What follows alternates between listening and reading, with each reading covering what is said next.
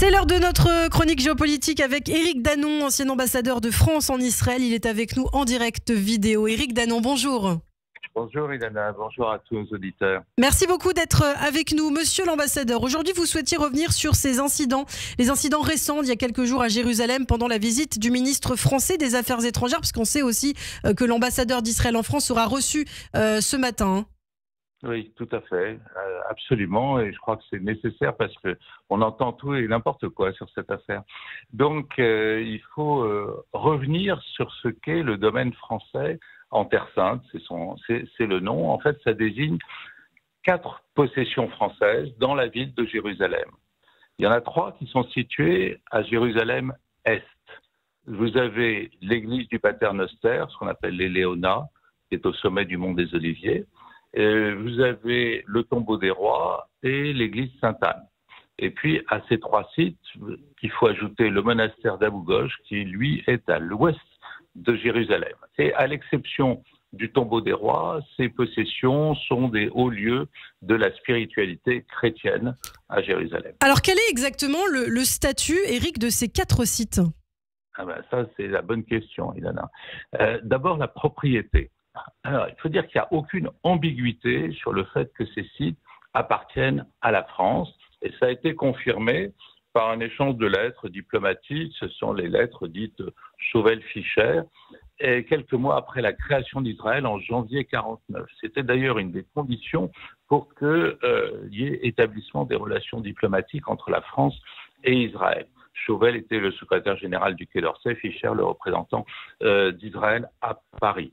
Et nul ne conteste cela aujourd'hui en Israël. Même la mairie de Jérusalem a posé récemment une plaque à l'entrée du tombeau des rois avec marqué « Propriété de la République française ». Ce qui est plus compliqué, c'est le statut des bâtiments, parce que ce ne sont pas des emprises diplomatiques, comme l'ambassade de France à Tel Aviv ou le consulat général à Jérusalem. Mais ce ne sont pas non plus des bâtiments sans protection diplomatique. Donc un statut intermédiaire en fait, hein. Oui, tout à fait, comme d'autres bâtiments d'ailleurs en Israël, comme l'Institut français ou des choses comme ça. Donc vous avez un statut qui est mal défini juridiquement, mais en fait consacré par la pratique. Vous avez 60 années de pratique pour savoir comment ça fonctionne. Et vous avez 2 éléments essentiels qu'il faut retenir. D'abord, après la guerre des 6 jours, en 67, et la prise de Jérusalem-Est par les Israéliens ont reconnu un statut ad hoc pour les 3 emprises situées dans cette partie de la ville. Ça se traduit aujourd'hui par des allègements fiscaux ou encore l'autorisation de passeports consulaires à 1 ou 2 responsables des sites français. Mais tout cela, il faut bien le reconnaître, est fragile et incertain parce que mal formalisé.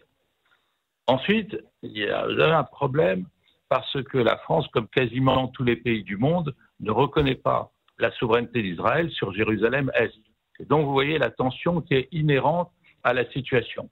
Et ce sont là vraiment des années de pratique qui permettent que cela se passe très bien au quotidien, à peu près harmonieusement. Donc, nous ne reconnaissons pas en droit une autorité israélienne avec laquelle pourtant nous négocions tous les jours et nous parlons tous les jours pour tous les éléments de la vie quotidienne. En gros, on est en Orient et parfois, évidemment, on a une tension qui est très vive. Et notamment, ce sont les plus vives tensions sur tout ce qui touche aux bâtiments. Ça va du permis de construire aux autorisations de faire des travaux extérieurs. Et aussi, bien sûr, donc lorsqu'un ministre français ou le président de la République vient sur place. Oui, et là, la tension se déplace sur le plan de la sécurité.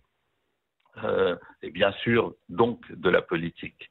D'un côté, la police de Jérusalem dit « Nous sommes responsables de la sécurité du ministre français, donc nous l'accompagnons partout, y compris dans les enceintes françaises, moyennant quoi, évidemment, elle réaffirme symboliquement qu'elle a compétence sur Jérusalem-Est. » Mais d'un autre côté, la France dit qu'elle peut assurer la sécurité de ses ministres à l'intérieur des bâtiments français Et donc, il y a une négociation systématique à chaque fois pour la présence, que nous n'aimons pas beaucoup, de personnes en armes dans des lieux de culte.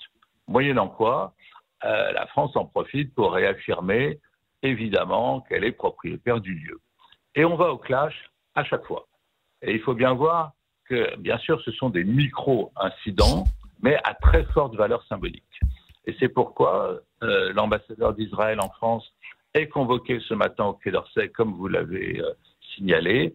Mais bon, il faut raison garder, ça ne va pas nous empêcher de célébrer lundi prochain les 75 ans des relations diplomatiques entre la France et Israël. On va faire ça à Tel Aviv.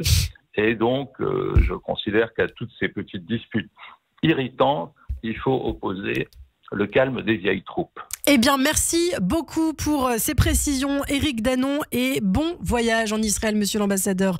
Merci beaucoup et à très bientôt.